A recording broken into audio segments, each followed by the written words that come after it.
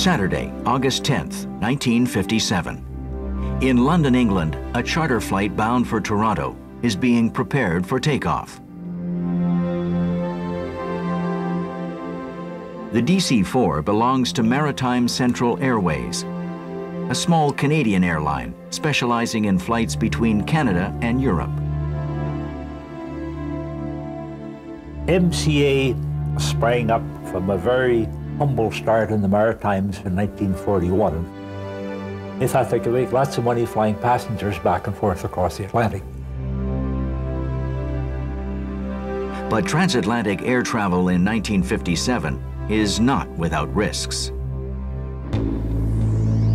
While MCA's safety record is well within the standard for 1957, the greatest concern along the transatlantic route is bad weather. Some of the flying they were doing too was in remote areas and under less than ideal conditions. Maritime weather is not always predictable or good. The DC-4 is also an unpressurized aircraft, meaning that it cruises comfortably at about 8,000 feet.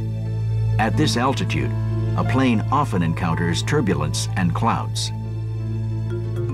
Captain Norman Ramsey has over 13,000 hours of flight time under his belt and is familiar with the unpredictability of transatlantic flying. But on the evening of August 10th, he is too busy with pre-flight procedures to consider the possibility of bad weather. The plane is cleaned by crew members, tanks are filled to capacity, and Ramsey files his flight plan. The flight will go from London to the Icelandic city of Keflavik for refueling, then another stop in Goose Bay for more fuel, prior to arrival in Toronto. 3 segments, long flights, but about 9 hours each. Veteran Leonard Wartz arrives at the airport after a 2-week stay in London with his wife Doris and son Barry.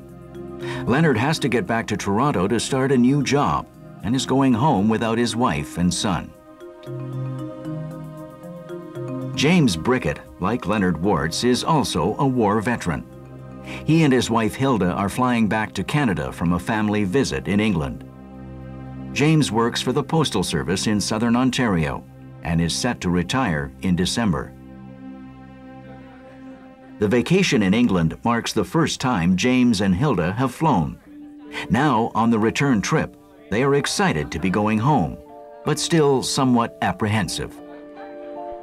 My dad didn't even own a car and didn't know how to drive a car, so I think this was a big step for them to get on the plane. Stewardess Ann Harvey didn't plan to be on this flight.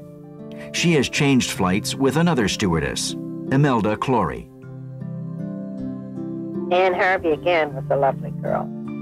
We used to change a lot of flight schedule. You know, we would change with each other.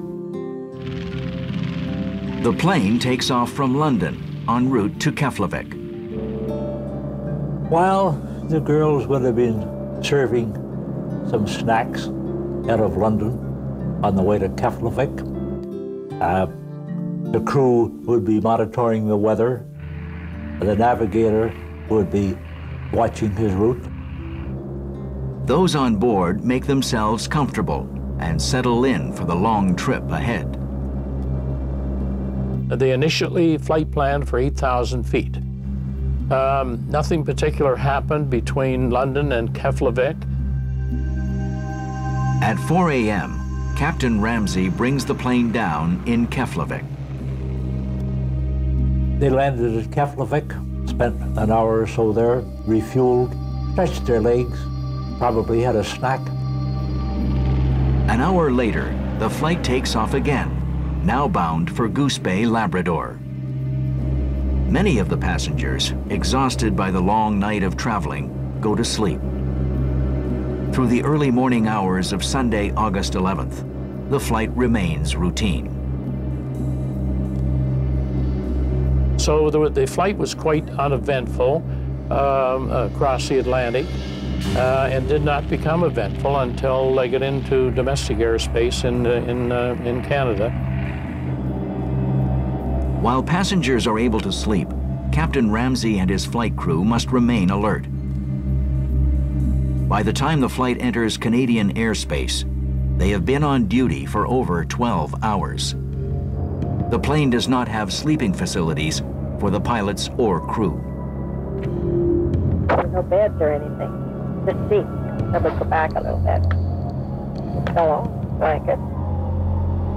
As the flight proceeds towards Goose Bay, Captain Ramsey makes contact with Gordon Gervin, the station manager for MCA in Gander, Newfoundland. The captain decided as he was approaching Goose Bay that he was going to overfly Goose Bay, which was his prerogative. He could make that decision. He decided to overfly Goose Bay and go on to Montreal. Captain Ramsey decides that he has adequate fuel to reach Montreal. From there, it's a relatively short flight to Toronto, the plane's final destination. Flying with only a small surplus of fuel is only an issue if the plane hits a thunderstorm. In that case, a sharp ascent or descent may cause the fuel pump to suck air. The latest weather report from Montreal is for calm, clear weather. In the absence of bad weather or technical difficulties on board the plane, a change in course mid-flight is an uncommon occurrence. The crew, the passengers, must have been surprised when they didn't land at Goose Bay as scheduled. Captain Ramsey informs those on board that the plane will not be making the scheduled stop in Goose Bay, but will be flying on to Montreal. While the change in course is unanticipated, it does not raise any alarms with the passengers. Anne Harvey is puzzled by the change in course. She has made the crossing numerous times and knows that the plane will be left with little fuel to spare by the time it lands in Montreal. If they encounter bad weather, the plane might not have enough fuel to fly around it. As the flight continues, the weather begins to change up ahead. A severe thunderstorm is moving down the St. Lawrence towards Quebec City. The plane is headed straight for it. But those thunderstorms can come up just like that, and especially along the St. Lawrence River, you can have a system develop in no time at all. As they approach, Captain Ramsey tries to radio Quebec City, but heavy static prevents him from properly sending or receiving messages. He had some radio problems, and that could have been why that wasn't transmitted to him, that there was what we call thunderstorm cells in that Quebec City area. So I think he felt that weather wasn't a problem. The last weather report he had from Montreal was favorable. For the passengers, fatigue has given way to anticipation. The long flight is almost over, and they will soon be home. These people had got to know each other very well on this British trip.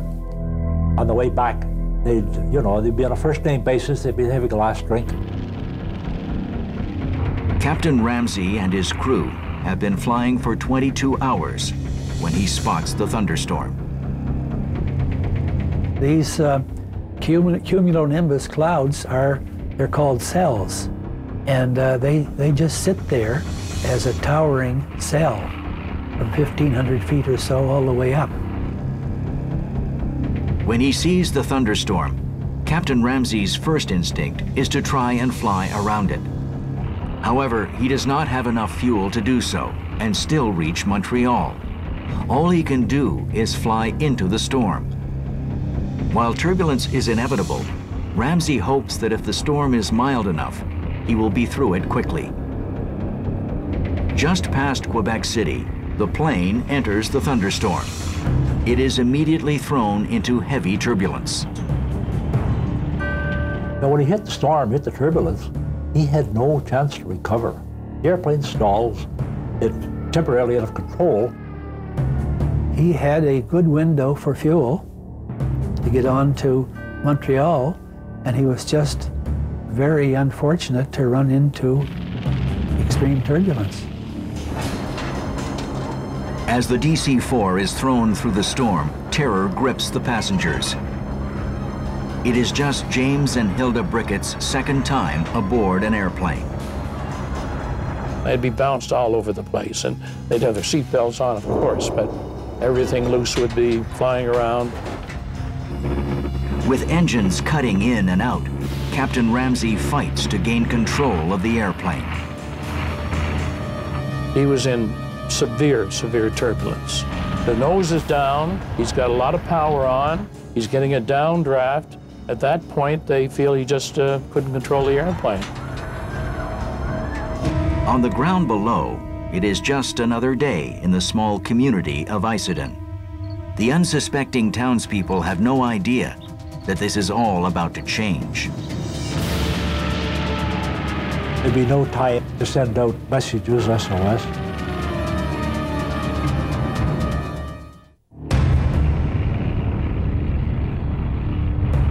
Sunday, August 11th, 1957. A charter flight bound for Montreal from London has flown directly into a heavy thunderstorm just west of Quebec City, near the small village of Issoudun. Captain Norman Ramsey is unable to gain control of his plane in the heavy turbulence. The DC-4 becomes a dead weight, falling from 6,000 feet. For those on board, it is like a waking nightmare. Plane's going straight down. You really don't have a lot of time to think about anything. Terrified passengers and crew, like stewardess Anne Harvey, and passengers Leonard Wartz and James and Hilda Brickett, have little time to brace themselves as the ground approaches. The DC-4 falls from the sky.